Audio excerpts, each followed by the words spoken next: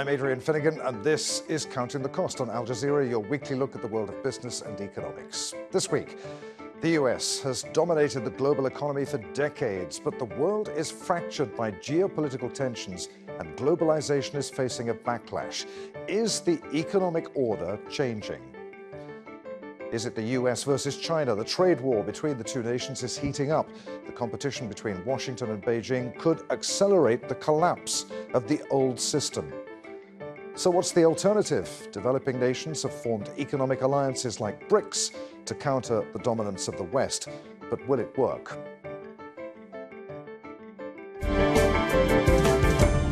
Economic integration and globalization, the free flow of trade with the US at the helm. That's the economic order the world has known for decades. Today, though, the disintegration of the rules-based world order is evident for all to see. Countries are becoming more inward-looking. Regulatory fences have been erected. The World Trade Organization is in limbo. Nations are racing to build the industries of the future, and trade restrictions are increasingly being imposed. Now, the system that's governed the global economy since the Second World War is at a tipping point, now more than ever. So, is a new world order emerging? We'll discuss that with our guests shortly, but first, let's listen to what some leaders had to say about the old one. The poor countries have been and are being oppressed and terrorized by the rich countries. Naturally, the poor are bitter and angry and have lost faith in justice and honor. Global political and economic governance created more than 6 decades ago have not kept pace with the changing realities of the world. BRICS remains the one dynamic element in the global economy, and as such, they will account for a significant share of trade. The development of the emerging market and developing countries is not intended to move the cheese, but to make the pie of the global economy bigger. We should push forward the establishment of governing models and rules which are more balanced and inclusive. We should push forward the reform of the global economic governance system to reflect the current structure and realities. Each night, I ask myself why should every country have to be tied to the dollar for trade? Why can't we trade in our own currency? And why don't we have the commitment to innovate? We are against any kind of hegemony or exclusivity propagated by some countries and the new policy of ongoing colonialism, neocolonialism, based upon this assumption. We have to reform global economic, financial and political, as well as the multilateral trading system, so that we can create a conducive environment for fair trade. Let's introduce you to our panel of experts and get a quick reaction from them. From Singapore, we're joined by Danny Quah, who's Dean, and Lee Kei-shing, Professor in Economics at the National University of Singapore. From Johannesburg, we're joined by Irina Muresan, who's a senior researcher at the Institute for Global Dialogue and a specialist on the BRICS bloc. And finally, in London, Philippe Legrand, who is a political economist and former special advisor to the Director General of the World Trade Organization. Danny, is the world order, the old world order, close to collapse? I don't think it's so much as close to collapse, but it's certainly being questioned from all sides. The clips that you showed, the clips that we heard a few minutes ago, were ones that were from what sometimes we think of as the global south, and they were critical of the international economic order. One of the interesting turnarounds is that today, the advanced economies, the rich economies, are also critical of the international economic order. And how this comes out is going to be really interesting going forwards. I don't think that we're going to have to be thinking about how we rethink categories. It might no longer be BRICS or Global South or West versus East, but more groups of countries that have an adherence to economic performance that's dynamic and forward-looking, keen to emphasize trade, keen to think about building out economic fundamentals, keen to continue to work with a level playing field. And on the other side, a group of nations that might have historically had the upper hand, but for whom now growth is anemic. And so that, it seems to me, is the increasing confrontation that will be a challenge to the international economic order. Irina, would you agree with that? If the old world order is not collapsing right now, the economic center of gravity is shifting, isn't it? Absolutely. And I mean, part of the BRICS geostrategic intention is to use their partnership to create windows where they can also change the world. And whether this suits everyone should not be the focus, because countries are pragmatic forces themselves. But if we look at the institutions, specifically from the post-World War II order that we, characterize the world order by, multilateralism is and has been under attack. And if you look at the BRICS and their values and the sense that they advocate for a rules-based order governed by international law and celebration of multilateralism, many take for granted that this may be interpreted from one's own value systems. And so the criticism is that the world is in a constant state of stable anarchy, and the institutions like your WTO should be instilling these relevant boundaries to mitigate geostrategic interests. And it's really the rest, the smaller countries, the emerging and middle powers, that need to uphold institutional values to build this kind of critical mass that is needed to create a culture of accountability that they all want to see.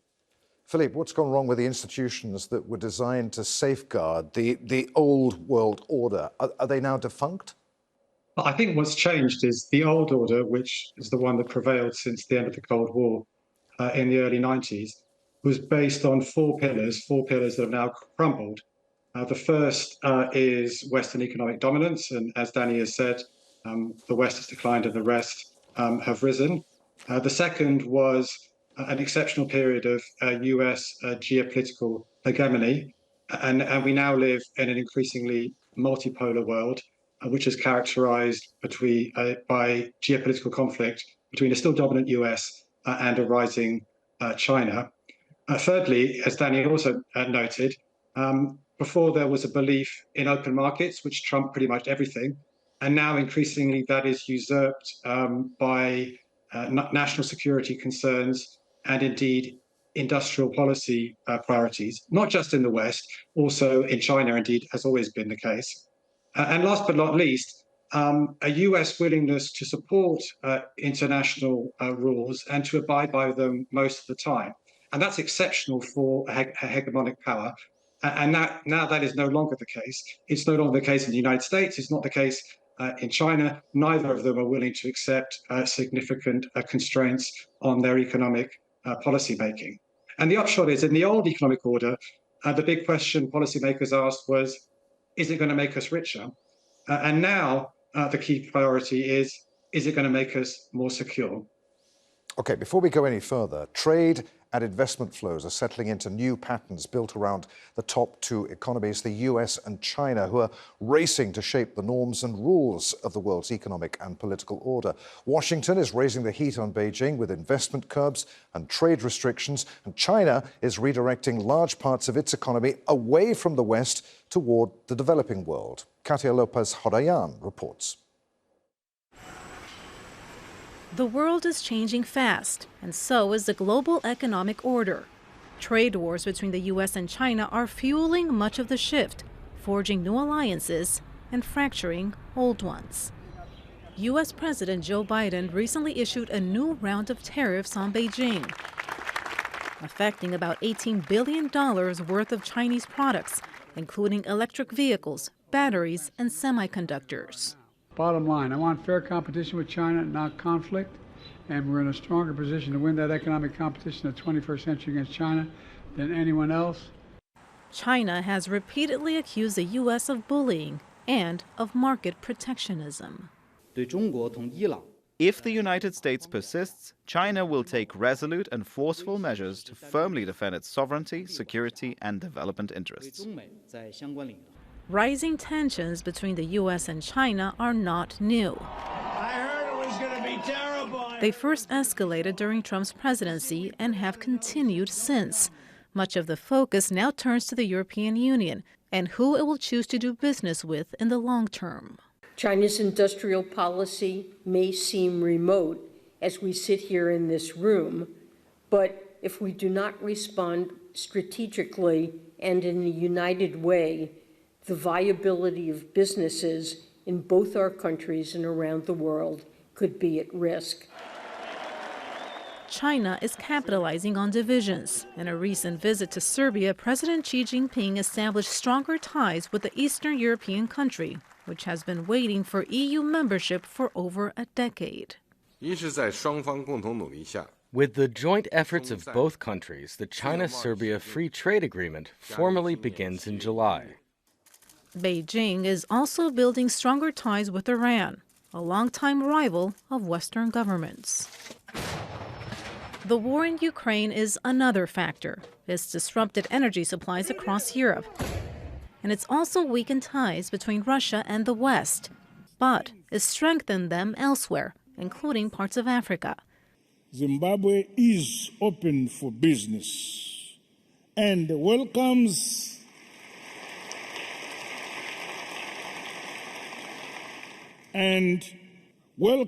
investments, partnerships, and collaboration. It's a battle between two superpowers, with the U.S. and China looking to dominate one economic order, while the race for artificial intelligence, digital technologies, and geopolitical influence plays out on the world stage. Katia Lopez-Odoyan, Al Jazeera, for Counting the Cost. New alliances are part of the changing world. Countries with similar agendas and priorities have clustered into clubs, among them the BRICS nations. Let's take a closer look at the bloc. The leaders of Brazil, Russia, India and China founded the group in 2009. South Africa joined a year later. BRICS is designed to be a new global voice, opposing what it sees as a unilateral approach to geopolitics. BRICS nations want to change the imbalance by creating an alternative to US-led financial institutions. In 2015, they founded the New Development Bank to counter organizations such as the World Bank and the International Monetary Fund. They also aim to reduce their reliance on the US dollar. BRICS represent nearly a third of the global economy and nearly half of its population. Their total GDP in purchasing power parity terms is actually bigger than that of the G7.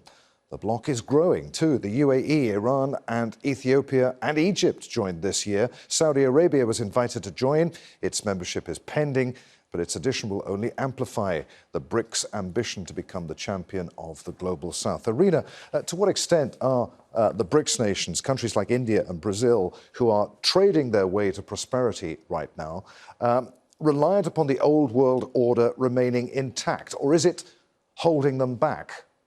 So what's interesting about these two countries is that Brazil and India are able to leverage their relationship with the old world order, and they've also proven to be more flexible and adaptable powers in the international system. So with BRICS coming into play, the success of BRICS is really dependent on the strength of bilateral relationships, as well as the country as an individual power, of course. But as we've seen, BRICS hosts something like 200 meetings a year.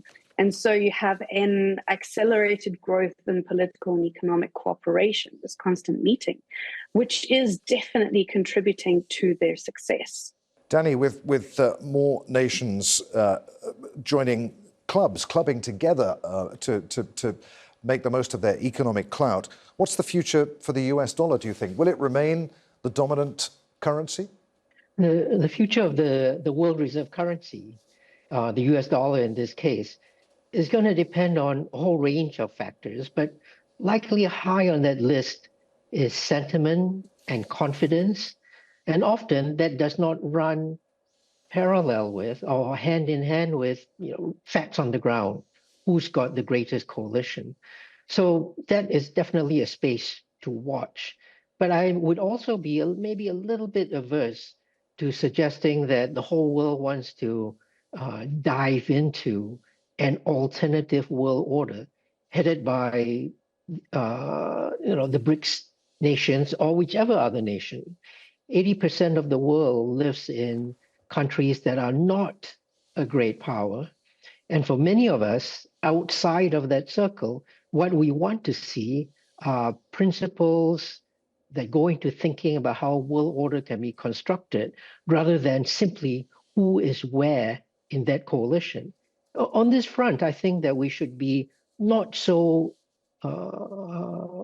anxious to so quickly ditch the old world order of globalization and capitalism. There were grand ideas there that arguably the most successful of the BRICS nations, China, leveraged successfully. The grand ideas included the notion of how you wanted to organize things in an economically efficient way. You needed to leverage comparative advantage, and countries like China and smaller nations leverage these ideas powerfully, in the process lifting hundreds of millions of their citizens out of poverty. I don't think that the world needs to so quickly rush into an alternative world order until we've really thought through how we can save the current rules-based one. I suspect that many of the BRICS nations, when they come down to think about it, are not averse to actually holding on to this old world order, but there are many who are trying to pull away from it. Philippe, I'll come to you in just a moment, but Irina, I see you nodding there. Absolutely. I mean, the BRICS definitely do not want to throw everything out the window, but in terms of pushing for more, especially in terms of trade, you see this big conflict between, you know, the inertia that the world finds itself in.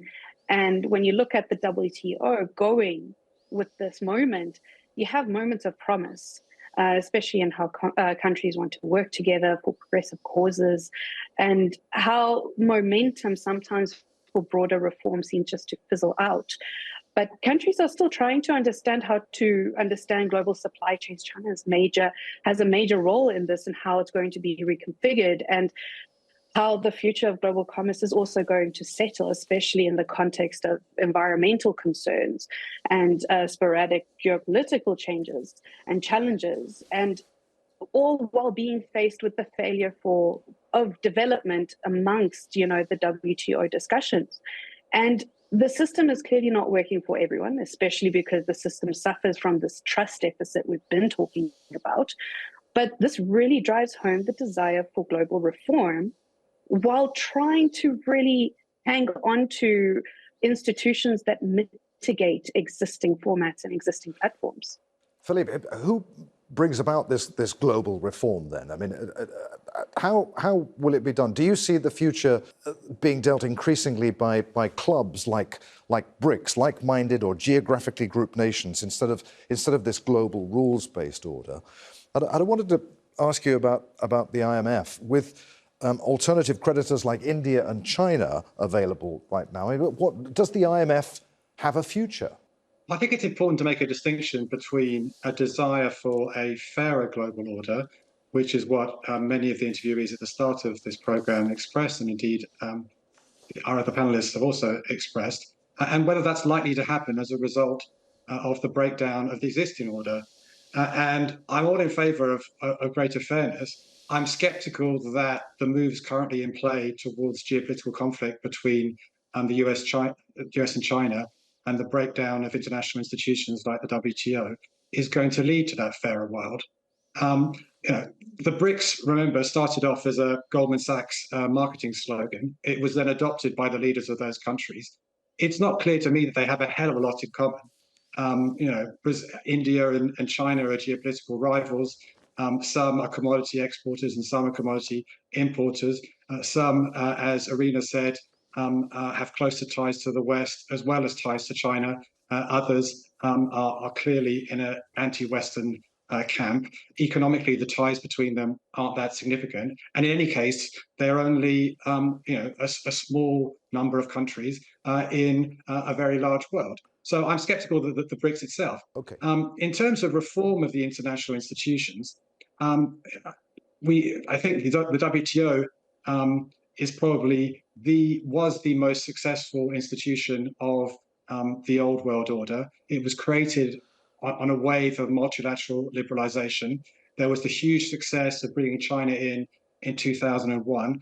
And since then, basically, its ground to a standstill. It's increasingly ignored by the US and China, who go their own way. The dispute settlement mechanism, which resolved international disputes, is largely in abeyance. And I think that's a tragedy. I don't think that's leading to a fairer world. I think that the WTO rules, which were not perfect, but which were applied largely impartially, guaranteed equal voice to small players. They guaranteed fairness for pretty much everybody. Okay. And going to a world of might makes right and small clubs isn't going to make things better. Philippe, a brief answer, if you can, please. How likely is a full-blown economic war?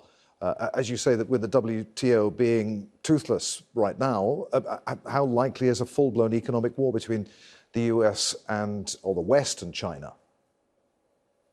Well, there's a possibility of a full-blown hot war if developments in Taiwan degenerate. I think that we are moving to a different world order. It's a second Cold War. And I say a second Cold War because it's a world in which geopolitics trumps economics. And therefore, while, of course, if you're Singapore, you want a world based on open markets from which Singapore has prospered. And of course, if you're in South Africa, you want a fair economic system from which you can benefit. But if the large powers increasingly say, well, actually, our industrial policies, our national security concerns come first, you need, as a smaller power, to accommodate yourself to those positions. And some will choose one camp, some will choose another, and some will try to straddle both and hopefully not be forced to choose. Danny, are we in a new Cold War? Are we in an era of nationalism, isolationism, deglobalizationism? Well, I hear that language a lot, and obviously, Philippe has made a very compelling case for this. I happen to disagree. I think that we need to pull back from the language that says this is a Cold War and maybe focus on the idea that really the part of contention here is economic, and that we conflate the issues when we talk about Cold War, or even indeed when we talk about security. During the original Cold War, Americans were genuinely worried that the Soviets were building a political and economic system that would undermine their American way of life, destroy the American way of government. Now, today, however much one looks at the bullying behavior of the Chinese, aggressive exporting, actions in the South China Sea, military buildup, I don't think anyone in their right minds would accuse China of trying to build an economic system that is a plug-in replacement for Western-style liberal democracy. Truth be told, I don't think Xi Jinping really cares at all what kind of political system the West wants to run. What he wants to do is to bring about economic prosperity in a way that hews as much as he can to the original rules-based order. And right now, the nations that are most pulling away from that system are not the emerging countries, are not the ones that felt previously challenged by the international economic system, the Washington consensus type of economic system, but instead the rich countries. And, the language about it's being now a security competition, unfortunately, rings a lot of an early era, not of competition with the Soviet Union, for which the competition was not economic, but of US competition with Japan. A lot of the language about Japan's economic superiority, threatening, undermining US security, is echoed today. And the peculiar thing in all of that is that Japan, in all of that time, was firmly a liberal democracy. Japan, in all of that time, was a strong partner of America in America's strategic alliance in the Pacific. So my own sense is that, when we give in to talk about security, talk about the Cold War, we might be taking our eye off of the real competition, which is an economic one, which is that there are some countries in the world feeling that China is undermining, dismantling their industrial structure, stealing their jobs, engaging in a program that will lead to their taking control of technologies of the future. And in economics, the right way to deal with that is not to shout wolf and then rattle a saber of security, but to pick oneself up, raise your own productivity, train your people, get to a point where you can compete. I'm sorry to cut you off, but time is against us. I want to hear one last time from Irina. Are you optimistic about the future, Irina? Can the huge reductions in poverty brought about by globalization and imperfect though it was, the old world order, continue without it? I think it's always possible to be optimistic about the future. Especially it depends who's viewing this kind of future. If we look at the call for alternative finance sources, alternative payment systems, there is a demand for an economy that presents or advocates for different values. And if we were just to look at Chinese loans as an example, or India's loans as an example, it's interesting to note that in the long run, maybe they're not as cheap as your IMF and World Bank, but they're attractive because, I mean, especially with the Chinese loans, they come with a grace period of 5 to 7 years where countries can start repaying then. Politically, this is where it's highly practical for a sitting government, since repayment doesn't begin until the end of the term, possibly. And so here, the desire to have something different, to have an alternative, and leverage that in terms of who is fighting whom, I think that is an interesting time we find ourselves in. And it is more about the smaller powers finding a way to leverage this moment for themselves, to find their agency in that. And there, we must leave it. We're out of time. Many thanks indeed. Danny Kwa, Irina Muresan, and Philippe Legrand. And that's our show for this week. If you'd like to comment on anything you heard in our discussion, I'm at @afinnegan on X. Use the hashtag AJCTC if you remember, or you can drop us a line. Countingthecost@aljazeera.net is our email address. As always, there's plenty more for you online at aljazeera.com/CTC. That takes you straight to our page, and there you'll find individual reports, links, and entire episodes to catch up on.